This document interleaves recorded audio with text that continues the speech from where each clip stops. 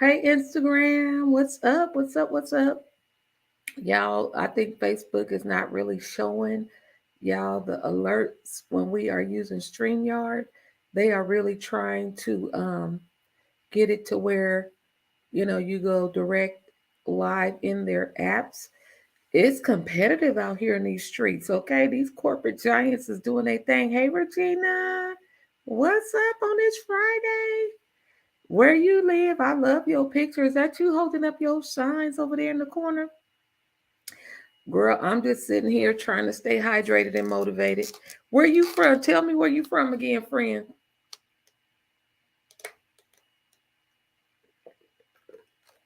Y'all know I only drink this water when I'm online. Cause y'all my accountability partners. Um, I just had a day. Happy Friday to you too. I just got fussed out and cussed out.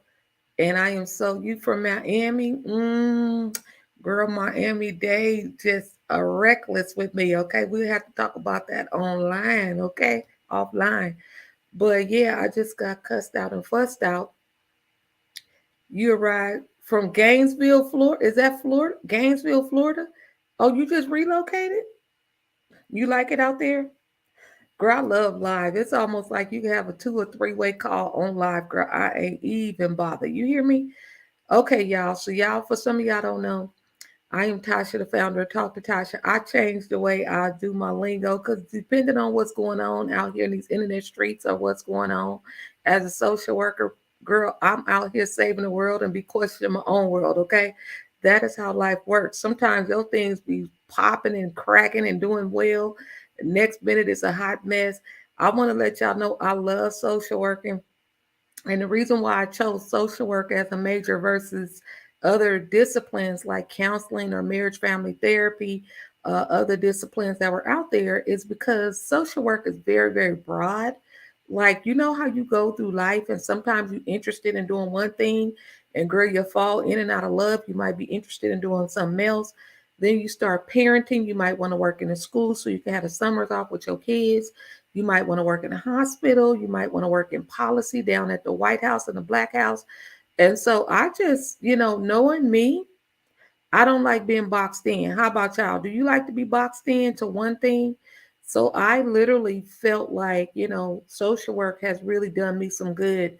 One of the things I'm going to tell you guys is I learned so much about myself, my fears, my my self-esteem, my lack of worthiness at sometimes on my journey, learning how to forgive parents that did not know how to serve and be all the different things we need because we come up and we assume that things is coming from a space of nastiness. And I just really love this profession as I'm winding down and have wind down in my career. I am like the public service announcer, really trying to recruit you guys that are out there, you're in the valley of decision with your career choices, y'all lean into social work. It's a cool way to like really help other people. It's also very rewarding. And you guys hear me say all the time, there's so many different ways you can serve, even with me doing clinical work on a very part-time basis. And a lot of you guys are saying, you know what, Tasha, since the pandemic, your girl don't like going out anymore. I am telling folks that they have to meet me at least once or twice a month down at the office. If I got to get dressed up and slide down here and deal with downtown parking, I am requiring people to come up out that house to meet me because that is going to help folks' mood get better. If you keep zooming and telehealthing and zooming for work and zooming for that, girl, it really has a heavy mental weight on your brain. Like you got to get the machine up and dress her up and slide and grease her up and get up out that house. That's the exact same reason why I decided to be in social work also. See, that's good. And when I was thinking about it, I'm like, some of the stuff, I think because it is so broad, when you're thinking about the human conditions and human suffering, I think a lot of us bring a lot of our lived experience to the work. And that's why I'm telling people, like, if you out there kind of watering down who you are as a person, are you trying to hide behind the fact that you had, some situations and circumstances through your childhood, it is not you're not going to be able to lead out hiding behind your own stuff. That's just my truth. Is when you release your truth and you can honestly be okay with it. I mean, it's levels to it, because at the beginning you're trying to sort through some things, but as you go along on the journey, it is very, very good to be true to yourself. It's very good to be like I was telling someone earlier, you can't tell the next person's story better than them. And I don't even call it a story, because the story has an ending and life is ever evolving. And so when I was in a conversation with someone and they attempted to like throw shade, as you will, like, oh, this person got this going on. And I'm like, baby, you can't even tell my stuff correctly. I'm not even really upset that you trying to throw shade, because that's what you do. But at least get it right. You know what I mean? Like, if you're gonna be the narrator of the next person's stuff, for me, at least get it right. Get the foundation of it right. Like, tell the whole entire story according to what you think you know. Y'all got to learn how to start checking people and letting them know and uninvite them in your situation, because that's the real raw part of social work that I like. Every time I've worked in systems, somehow or another they would assign me to the roughest unit because I could peep game when it's in or out my face. And just what the lady call herself cussing me out, I had to tell her, like, you done? Because everything she was saying was true. I'm not going to even lie. Everything she was saying about her experience, and I'm just trying to whoop, whoop, whoop, and y'all don't care, and like, frustrated. Now, if I was in my like insecure moment of feeling like she's personally attacking me, I would have missed the opportunity to pour into her. And so when she was done, I said, look, are you done? I said, can I tell you something? Because I got her permission. And she said, yeah. And I said, everything you said is absolutely right. And that's why I leaned into this work. I said, I come down here twice a week because I want to. I love it. Because she was saying, you go home and y'all be with y'all families. And I'm stuck with talking about stuff and I'm feeling bad. And you know, uh, you get to go home with your family. You don't have. I said, you absolutely right. I said, but can I tell you, I'm here because I want to be here and I care, whether you believe me or not. I said, can I tell you, sometimes, although I drive to the crib, that I'm still thinking and praying for you and yours, to the point my husband have to, wheel me in and say, decompress. You did the best that you could with the time you had. Now lean into the family. Right. And I wanted to honor her truth, because sometimes in this work, and Regina can testify to it, sometimes people have been in all of these different systems, and all the systems do is reinforce oppression, that they are led to believe that what they have to say and the ideas they have is inadequate, because they perceive to be stupid, dumb, and illiterate. You run up on me and Regina, we like, oh no, you actually very, very smart. You very insightful. You actually know what you need, and I respect that about you. And that's why it's powerful, because even if you feel like you're not the type that's a good listener, you learn how to listen to the spoken and the unspoken in this work, right, Regina? You learn how to listen to the spoken and the unspoken, and how that plays into our personal life. And I believe, and I think one of our fellow other sisters in the work did a recording before she went into her hospital work this morning that really blessed me this morning. And she was saying, I'm dealing with people, their lives, they're told that they can't go home unless they need medical help, or they not gonna make it.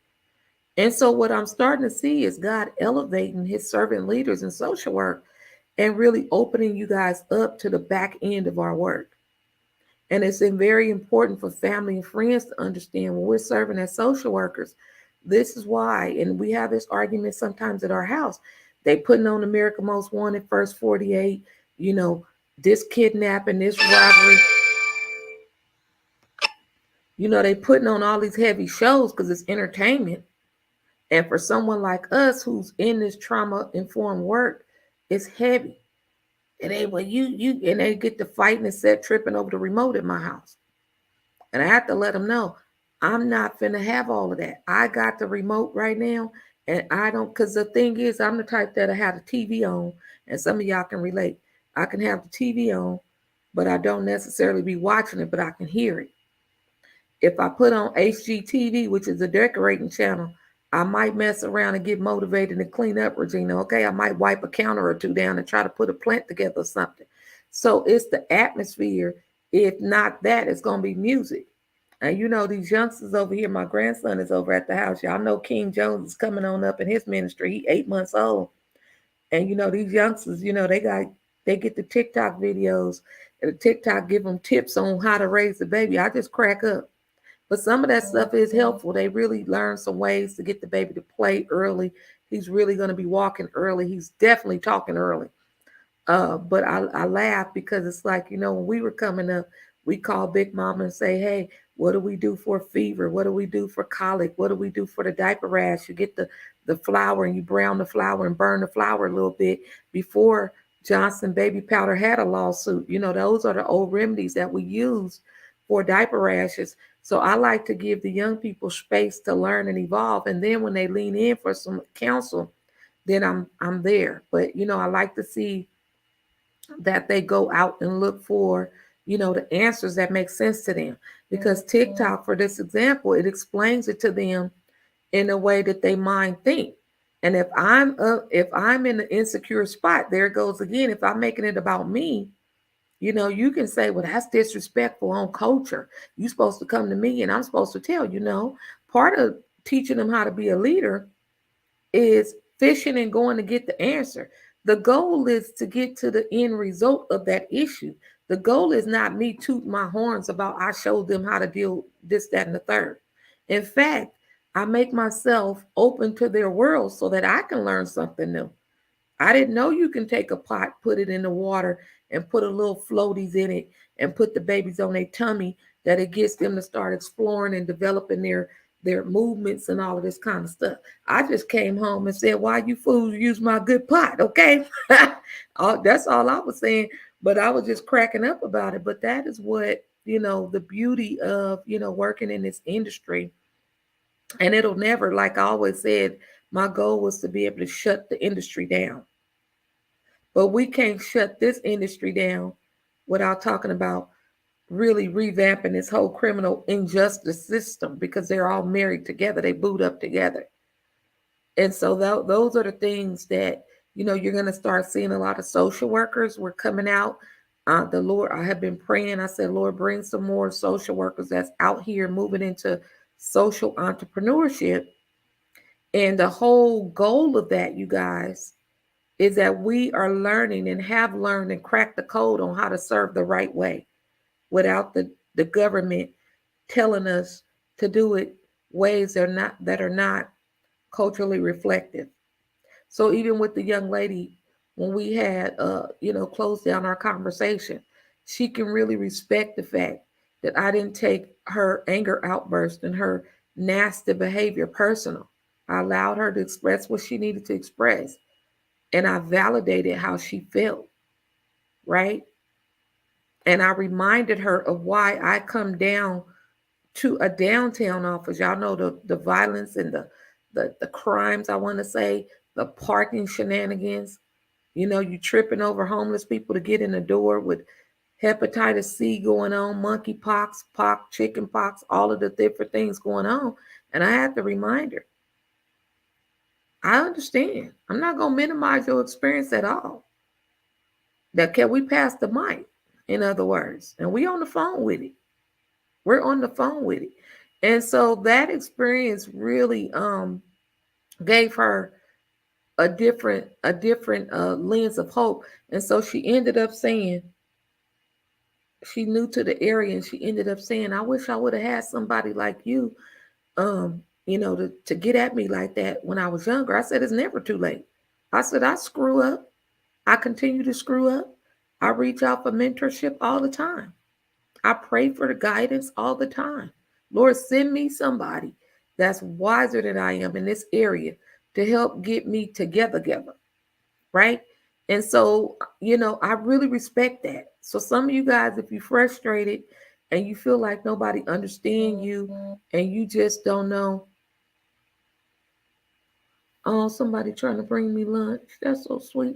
So that's why I wanted to get in here and do some random conversations. Because the one thing I was telling people, like when you start to live life and you start to, y'all know, yeah, I'm 50. So you get to saying the chances of me being around here another 50 years healthy, I don't know. Right. I'm just telling you, by the time you start living your life according to something more purposeful, you're not going to trip off of the stuff you out there tripping off of. You're going to recognize the signs of stuff you tolerating over and over and complaining about. And you just going to start letting stuff fall off because you're going to make it about, yes, I can say these things to these people. And yes, I can one up and win the conversation. But is that my entire goal in life is to be right? Or do I want peace in the situation? And this is why I'm so happy. I might be a little biased, but I'm really happy that I was born in 1972. We the generation that was still on big wheels outside. We was a generation that it was cool for your big mom and them to sit on the front porch and be, peeling potatoes and shelling peas and yelling across the street and telling them card alert. It wasn't all these bumper roads and the safety rails, and if you bumped your head on the stair, you get up, they kiss you and send you on. And so I believe I didn't have people in my generation. I'm just going to speak for me. We didn't have this luxury of, sitting there hoping somebody was going to come to the door and fix something. The maintenance man might be closed down because it's a holiday, but depending on what was broke at the home, we had to fix stuff on our own. And I thank God for that. Some of y'all don't realize, even if you came up through the school of hard knocks, you really don't realize that's why you still here sustaining. Because the things that God has equipped you with coming through the school of hard knocks. It wasn't set up to suffocate us. Have you really tripped off a lot of people that really can't think for themselves in this generation? Different generations. They can't think for themselves. They go to Google for everything without just figuring it out. Have you guys been at a cash register and you giving people the bill is, $38.05? You give them $20 in a nickel. They go to set tripping because the register ain't told them that they supposed to run the right change back. So we was coming up with counting, lima beans or black eyed peas, 5 black eyed peas, 6 black eyed peas, and you add them all up and you got 11. See, now y'all got uh pie charts and markers and highlighters and dry erase boards and all of the fixings. But what happened when the dry erase board don't work no more? This is all figurative, is what I'm saying, because you might say, well, I don't do that. But figuratively speaking, when the things that we depend on dry up and go away, then you lose your way. You lose your way because you're so dependent on these things. You got to learn how to think. You got to learn how to think because your thoughts is important. They matter. They truly matter. And I'm going to say that you got to believe that for yourself right now. Don't make it about nobody else moving forward. Don't make it about anyone else moving forward. Get up out of this whole lifestyle of making excuses and do what you got to do. And I was telling the young lady, I said, it is all divine that you and I are on this call because anybody else, they would have hung up on you a long time ago because you got anger issues that don't have nothing to do with the next person. You're going to talk yourself out of a whole opportunity that can set you up based on how you behaving. So we have to go in and make a plan. If you know you out there, you got anger issues, you easily triggered and always fussing and cussing folks out, and you going down to some little appointment to take care and handle some business, you better self-regulate.